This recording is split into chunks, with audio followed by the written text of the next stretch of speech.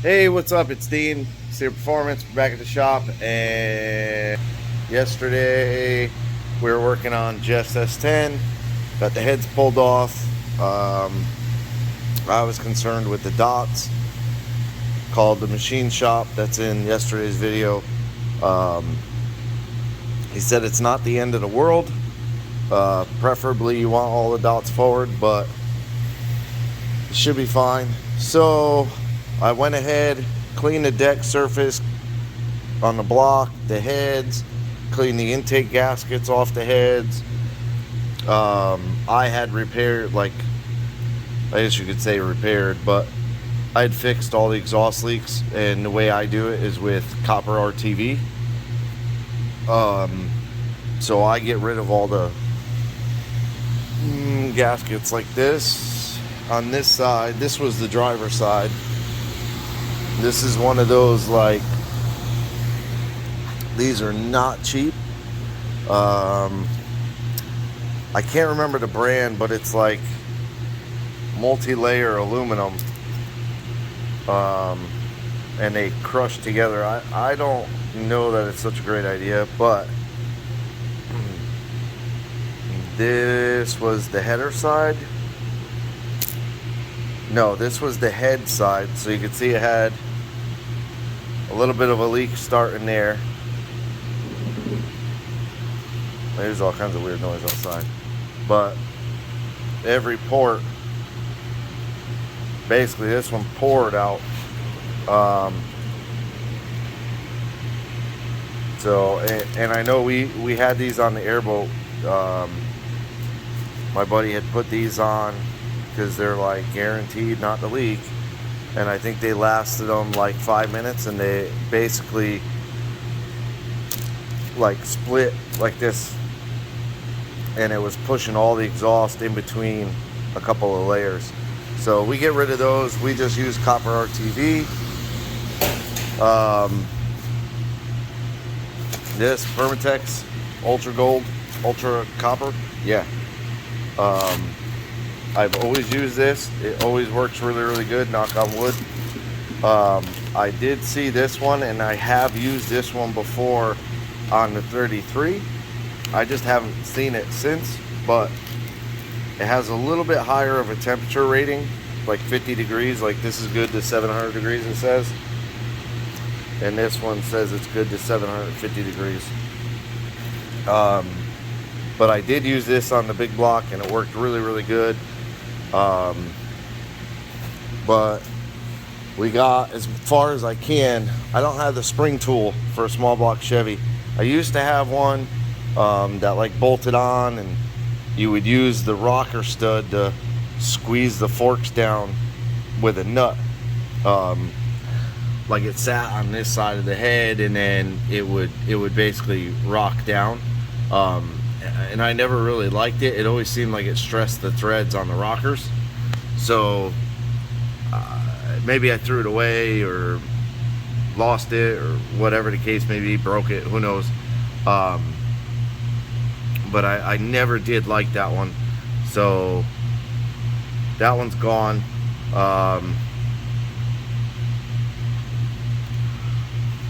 But I gotta wait for the new tool to come. And in the meantime, there's plenty of other things left to do. I could mount, I'll probably mount the transmission cooler just so it's not constantly in the way. But I don't want to mount the radiator yet or nothing, because it gives me easier access to get all the brackets on and everything. Oh, and I did add a timing tab, and I marked the balancer. The dots are lined up on the timing gear, and that should be dead on, top dead center. So I rocked it back and forth like the slack in the chain, and kind of had two marks, and then divided the mark, which is right at 0 on the balancer, which is good. Normally you would do a piston stop, and you would go one way, mark it, go the other way, mark it, measure, and that would be really, really, really precise top dead center. I'm confident that the balancer is correct on here. So he never had a timing tab prior, so we never knew where the timing was at. With the Sniper, they give you, I did it on the airboat, give you like a little clear cap. Here it is. So you set the distributor in, and then they give you a clear cap that positions on those 2 pins, and it positions the rotor facing like number 1, like a very close guesstimate on it, is what I would say it is. So then you take and you like lock out the system, say 18 degrees at idle, and you double check it with the timing tab and the timing light. And as long as you're on 18 degrees, you're good. You can lock the distributor down and move along. If you're off a little bit, you got to adjust the distributor a little bit. So it's not a big deal. But I am going to go ahead. I'm going to change the starter solenoid wire. That's completely bare. Probably from the header or from the fire. You can see all the dust. It could be from the fire, from the transmission issues that we had. So I'm going to go ahead and cut it off here. I'll loop this up with everything else and then run a new wire down to the solenoid, along with, I believe this is like the factory like charging wire type of off the alternator. So I know this one here is what I tied into, but I don't believe this is a big enough gauge because it runs all the way across the front of the truck and then up to over here. So most likely what I'll do is I'll make, like I do every one of them, this is a good heavy cable here from the alternator to the distribution block. Then I have another heavy gauge going up to here. Actually, that might be what that other wire is. It may run all the way up to that block there, but I'm going to change that, get everything else tidied up. Like I believe that is the e-brake cable coming from the frame. Yeah, so that's coming off the frame, so I'll get that pulled out too. We don't need it. And then I think I'm going to work on the fuel cell. I got his sending unit out, and then I put the pump and the screen in a bag just so it doesn't get a bunch of dust and dirt on it. So I believe I'm gonna make the piece. I think I'm gonna make it to go like right here, and that'll be his feed, return, and that'll hold his pump, and then do the wiring on that as well. And I have like pass-throughs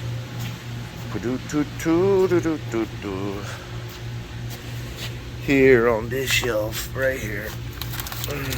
So I have these little pass-throughs that allow you to go through, like, they're bulkhead pass-throughs basically, so you could like connect a piece of metal and then tie your wire to both sides. So I think I'm going to use these, so that this way here on the top you have this thumb screw that'll hold the fuel cell, the fuel pump wiring, and he'll be able to, like, if he ever needs to take the fuel cell out, disconnect it pretty quick and easy. So yeah, I'm gonna get to work on that, get the truck back up in the air, get the e-brake cable taken out, probably clean out the bed. I mean, there's not much, but take the dash and the grill out of the bed because we are gonna cut a hole in the bed. I'm gonna try to keep that fuel cell as low as I can, so maybe there'll only be a hole in the bed, like right here. I have a few different ideas. I just have to get it positioned and we'll get it figured out. But that's another look at the screen, which is really, really sweet. So yeah, I'll get to work on the fuel cell, mounting it up and stuff. I have a mount off my truck Whether it'll work or not, I don't know. It's one I made for a fuel cell I had a long time ago. So it may work. It kind of hangs it off the frame. So we'll get to work, and I'll come back. Okay, so we're back, and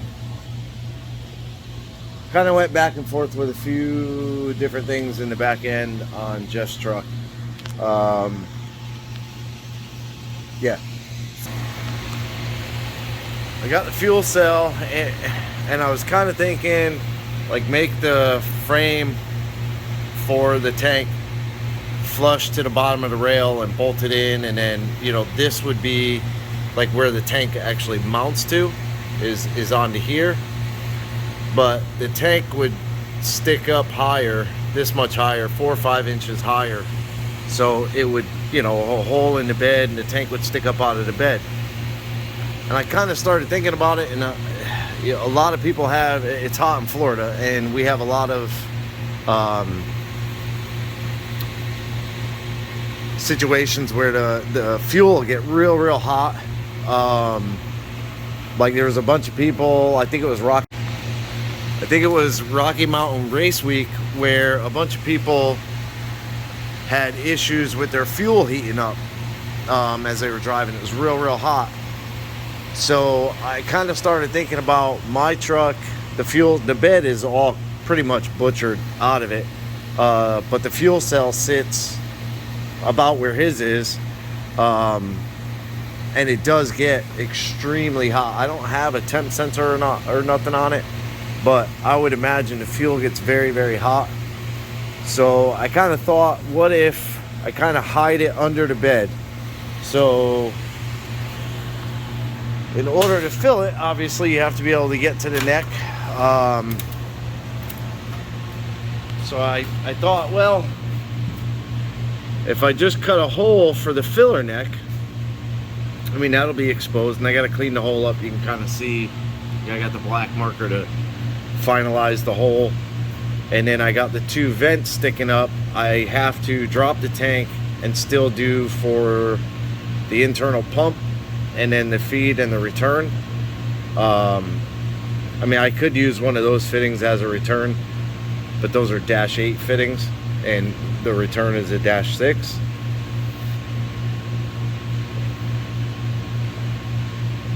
But yeah, I have to, so I'll still have to put, you know, a hole back here for the feed, the return, the wiring.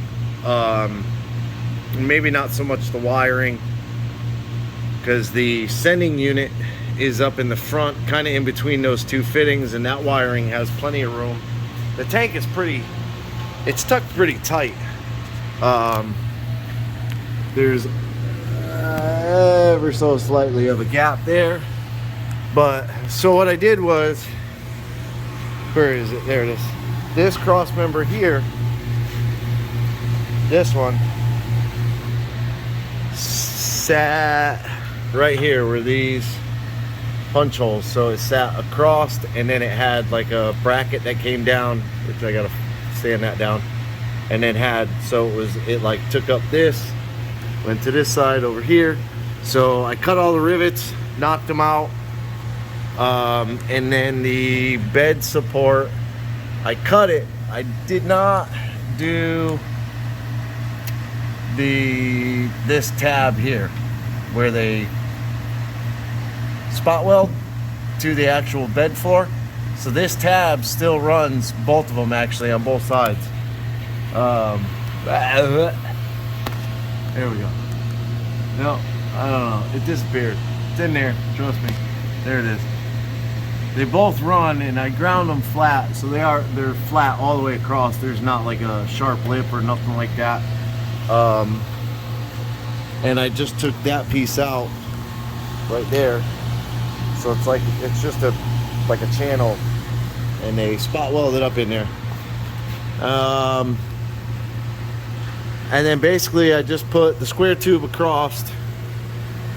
Where are you? There it is. So I put the square tube, it's to the edge of the frame. Once I get the truck back down on the ground, I'll get the tank out of it, I'll finish welding inside of the frame up in here on both sides. But honestly, this would hold because this does come almost all the way to the outside of the frame. It's maybe 1/8 of an inch away from the outside of the frame because of the way they roll the edge of the frame like that. And then I welded little feet. I closed the end of the feet off, drilled a hole, put the bolt inside, and welded the bolt to the actual tube. So I got washers coming, but I just thought this would be a little bit neater of an idea. So it's a stud on this side, and then the front, I just put a bar in there and kind of looked. There's a lot of stuff going on up here, shocks and stuff like that. But I didn't want to get crazy and, you know, tear stuff into the frame, like, you know, cutting the shock mount and getting something in there to come across and do all this. So I just thought, you know, this was simple. I put the bar in and kind of had the idea to almost do like a 45. I mean, they pretty much are 45s. And then these are through bolts, so the head is on top, which we could flip to give it a little cleaner of a look, put the button head on the bottom. But I just thought, because the back two, you're looking at a stud, that might as well match the front ones. And put the roll pin on there just to make sure I didn't drop the tank. God, it's dirty. Below the roll pan, so you can't see it. And that was kind of the point. I mean, you know, when you're behind it, this you're almost like laying on the ground looking under the truck. So it doesn't hang down. So in the event he does do a wheelie, he's gonna rip the roll pan off, and maybe catch the edge of a fitting or something like that. But we're not worried about that. I don't think we're gonna get big wheelies out of this. Maybe. So yeah, so I got to finish up, and then I got the bolt in there, and the side piece that goes on here, I drilled the hole so that lines up. I don't know what keeps happening to my phone, but some frigging Google service keeps popping up and stopping. Anyways, but the side pieces, there's no tab to mount it here. There's like a little tab here, but it runs into these. So I think there's a little left down here that I could poke a hole and get a nut into here. And then there's holes here, but the piece is real thin going across. So it's, I'm not a body guy. Kind of hate you, Jeff, for asking me to do these, but it is what it is. Yeah, the roll pan, I have to, just once these are on, I'll match this back to the side pieces, and then maybe build like a spacer and bolt them both together or something. I don't know. I don't like fiberglass. But basically all I did was drill through the roll pan, through the body, and nut and bolted it 1, 2, 3 all the way across. And that's holding it in place right now.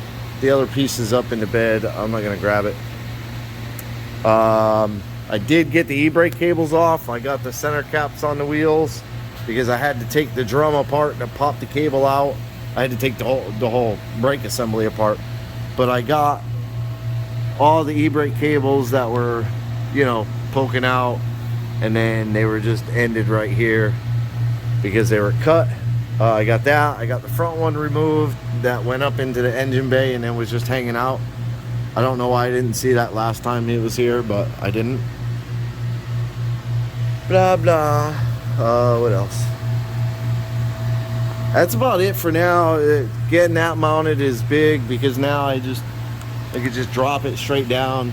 And that was the other part of doing it this way, is you just drop it straight down and out. Pretty easy to deal with. So, and I may or may not paint the brackets depending on how much more he asked me to do. I'll give him a punishment. Yeah, the spring compressor showed up. It's at the house, so I'll grab that. I'll bring that in the morning, and then I'll probably jump back on finishing up getting the motor together. I don't know if I showed that. Don't think I showed it. I don't remember if I showed it, but I got everything's back together. Yeah, I did. I talked about it in the beginning of the video. I want to relocate the transcooler. I don't like how it runs all the way up front, and the lines are a little bit too long, and I kind of made this bracket to kind of hold the lines up out of the way. So I think what I'm going to do is I'm going to pull it all apart, just take the lines off from there, pull the lines back. They're straight fittings that, you know, we kind of have them tucked at a kind of a crappy angle going forward, but they'd be a little bit nicer coming back. So hopefully I have some P-clamps, and I can get rid of all this ugly heat shield stuff that's completely soaked in transmission fluid, and we can run the lines back, maybe even through the frame, through here, bring it out here, and then mount the transcooler like kind of somewhere in here, on an angle. That would be kind of nice if I can mount it kind of on an angle. I can't see my hand. Kind of on an angle like this, and the air that's coming under the truck will go through it. I also, that hurt. Also found a little fan, a really old one, off of one of my transcoolers off my van, but it works. So might just go ahead and mount that on the transmission cooler, and then I'll have to hear him cry about how I do so much for everybody else. Hate you, Jeff. But anyway, so that's pretty much it on this one today. Tomorrow, like I said, tomorrow I'll bring the spring compressor with me, pop the springs on, get the motor all back together, intake, get the distributor stabbed in with that little cap, which I'll go find right now. Basically almost get it ready to fire up. I'll do the fender well exit headers. I'll get them on there. This side's not going to be, this side shouldn't be too bad. The fenders, there's not a lot on there. That's the coil. Yeah, that's the coil, and there's really nothing else on the fender, inner fender. So I should be able to just kind of chop that off if need be. This side, yeah, there's really not much. There's brake lines and stuff like that, a bunch of wiring, so I'll just have to be mindful of all that, get the headers placed in there, figure out what we want to do. We might do like kind of how my truck is. Man, it did it again to me. But we might do them how my truck is, kind of a little bit of a turn up, kind of a leg burner. But we'll see. We'll get there when we get there. I still have to Cerakote the headers, or yeah, because they're mild, probably gonna Cerakote. We'll get to that when we get to that. I appreciate you watching. Hit the thumbs up, hit the subscribe. It doesn't cost you anything. Hit the bell to be notified of new videos, and leave me a comment. Have a good day.